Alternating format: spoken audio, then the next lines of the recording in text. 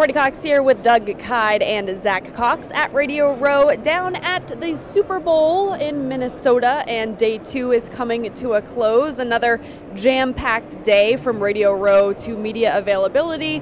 Some of us went downtown and spent some time in the cold, but I'll start with Zach. Your biggest takeaway from day 2?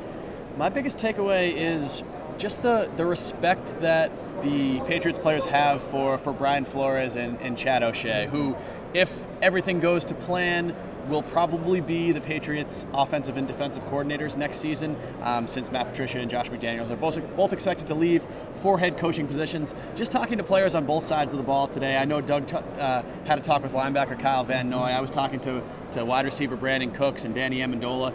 They had nothing but the best of things to say about Chad O'Shea, which is the energy that he brings. Obviously, O'Shea has been the wide receivers coach for the last couple of years, and from the sound of it, it seems like these players are very confident that these two guys can kind of fill into those roles that Matt Patricia and Josh McDaniels have held for the last couple of years. What did you hear from Kyle Van Noy about that? Yeah, Kyle Van Noy was very supportive of Brian Flores, believes that he can be the defensive coordinator in waiting for the Patriots, and it really sounded like he thought that Brian Flores could be a head coach as well. And one of my biggest takeaways from today was actually Kyle Van Noy. I asked him, who do you think is the most underrated player on the Patriots? He's like, it's me. Which is just the funniest It's a good answer. Because I thought he was going to say someone else, or he was just going to give some non-answer. He was like, well, I don't like attention, but I kind of think it's me. I have two other takeaways from today real quick. First of all, I just got to interview Road Warrior Animal from the Legion of Doom. You were kind of fangirling a little bit. I was kind of fangirling a little bit. It was really fun. When I was like 8 years old, me and my friend used to do like wrestling moves on stuffed animals, and sometimes I was Road Warrior Animal. So that was pretty cool. Also, just check out Doug's Buds. I shot one with Nora Princiotti today. That was a lot of fun. We ate some weird food and rated it, so that was fun too. And hopefully Friday you'll invite Zach and I. Maybe, we'll see. Yeah, we'll see. We're on the Doug's Buds waiting list right now. Yeah, we are. My biggest takeaway, I have two. The first one was during Patriots media availability. Tom Brady, I was in his scrum. He talked about his family a lot, and he kept saying that he's excited to give them more time, which was interesting to me because it wasn't the normal Tom Brady where it was all about football. Today he definitely took time to talk about Giselle, to talk about his 3 kids. So you definitely got to see a different side of him during media availability. It is early in the week, so he is going to take time to talk about things other than football. We probably won't get that same Tom Brady on Friday or Thursday. Along those same lines, though, we did get a pretty fantastic story from Tom Brady. Tobacco. Tom Brady about him.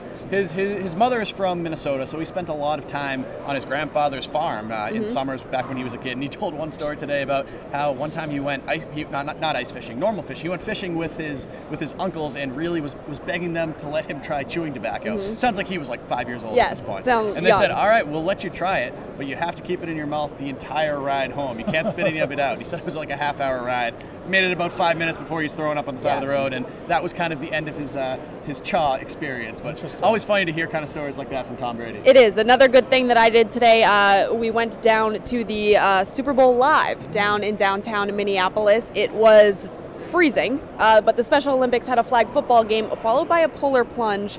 I'm talking 20 probably degree weather with wind chill. I'm going to single digits, maybe even into the negatives. It was cold, and watching these kids jump in to the water was amazing, but it was all for a good cause. So very cool to go down and see that. We also got to see a few Vikings players and a few Eagles players at the flag football game. Nice. There were Patriots cheerleaders there. No pet mascot, which was weird, or players. He was here earlier. Yeah, that's what he was doing. Oh, okay. Well, Special Olympics probably could have gone down there as well.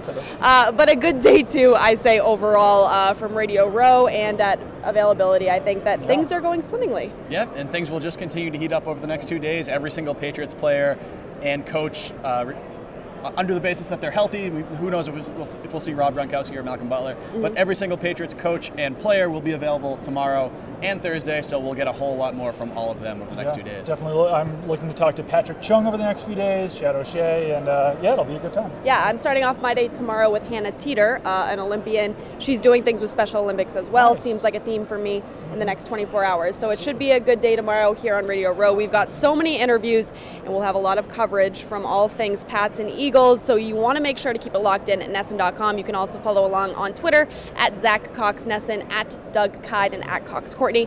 But we will talk to you tomorrow.